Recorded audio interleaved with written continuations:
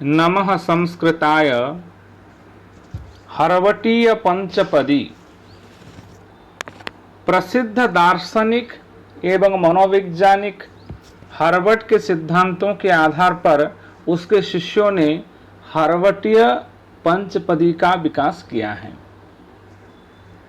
इन पांचों पदों द्वारा पाठ के शिक्षण का विधान किया गया है।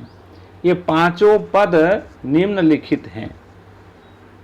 पहला प्रस्तावना, दूसरा विषयोपस्थापन, तीसरा तुलना, चौथा सामान्यीकरण, पांचवा प्रयोग।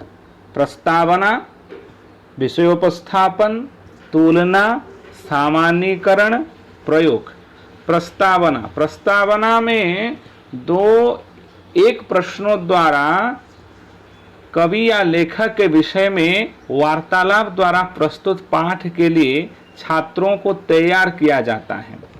प्रस्तावना में एक प्रश्नों द्वारा कवि या लेखक के विषय में वार्तालाप द्वारा प्रस्तुत पाठ के लिए छात्रों को तैयार किया जाता है।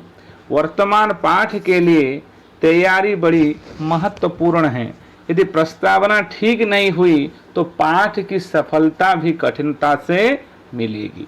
प्रस्तावना पिछले पाठ की पुनरावृत्ति द्वारा भी हो सकती है। प्रस्तावना पिछले पाठ की पुनरावृत्ति द्वारा भी हो सकती है।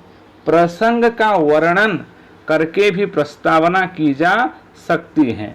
आजकल कुछ प्रश्नों द्वारा प्रस्तावना अच्छी समझी जाती है। दूसरा है विषयोपस्थापन। मुख्य भाव के अनुसार पाठ को 2-3 अन्वितियों में बांट लिया जाता है। प्रत्येक अन्विति को प्रस्तावना के पश्चात छात्रों के समक्ष उपस्थापित किया जाता है। उपस्थापन में ही शिक्षकों द्वारा आदर्श वाचन, छात्रों द्वारा अनुकरण वाचन, संधि, समास विग्रह, दंडान्वय, खंडान्वय एवं भाव परीक्षा के प्रश्न आते हैं।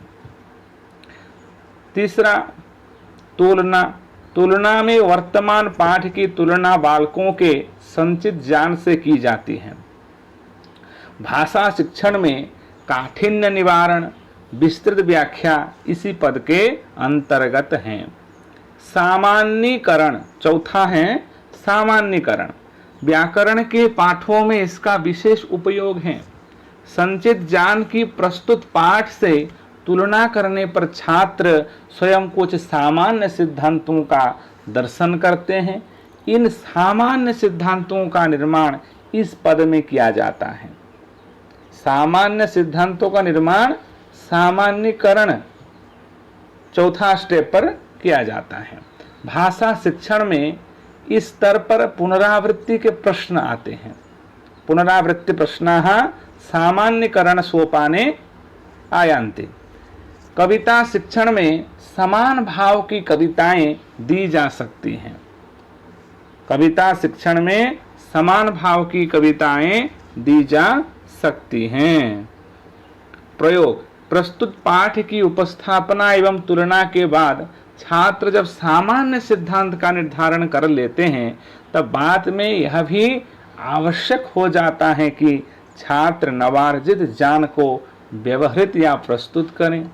यह प्रयोग की अवस्था है। इस पद में भाषा के पाठों में छात्रों को कुछ अभ्यास कार्य दिया जाता है। अभ्यास कार्य यानी होमवर्क, गृह कार्यम। कक्षा कार्य एवं गृह कार्य भी प्रयोग के लिए ही दिए जाते हैं। कक्षा कार्यम गृह कार्यमपि प्रयोगाय दीयते। हर्वटीय पंचपदी मनोविज्ञान के सिद्धांतों पर आधारित हैं। इनमें वही क्रम अपनाया गया है जो विचारों के ज्ञान में अपनाया जाता है। इस पद्धति की आलोचना भी की जाती है। आलोचना की मुख्य बात यह है कि यह पद्धति सभी प्रकार के विषयों में प्रयुक्त नहीं हो सकती है। विज्ञान को पढ़ाने में यह असफल ही सिद्ध हुई है। विज्ञान पढ़ाने के लिए यह सफल रहा है हर्वटीय पंचपदी। भाषा शिक्षण में भी सभी प्रकार के पाठों में इसका प्रयोग नहीं हो पाता। फिर भी यह पद्धति आवश्यक संशोधन के साथ आज भी काम में लाई जा सकती हैं। धन्यवाद।